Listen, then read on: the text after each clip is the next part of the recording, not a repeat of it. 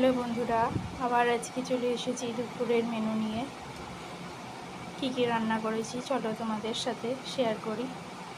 প্রথমেই দিচ্ছি সাদা ভাত,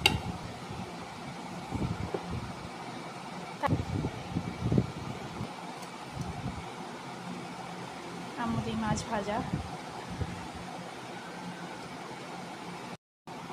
তার সাথে দিচ্ছি মুসুরির ডাল। এটা পেঁয়াজ কাঁচা লঙ্কা দিয়ে সেতলেছি। আজকে বাজারে ছোট ছোট চিংড়ি মাছগুলো পেয়েছি, সেগুলো দিয়েই ভাবলাম আজকে একটু পটল চিংড়ি বানাই।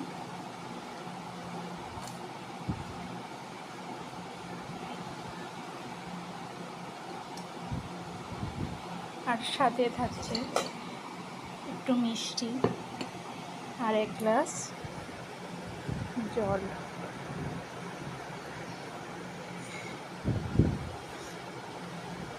এই দুপুরের মেনুটা যদি ভালো লেগে থাকে প্লিজ বন্ধুরা কমেন্ট করো, শেয়ার করো, আর পারলে সাবস্ক্রাইব করো, আর আমার সাথে থাকো।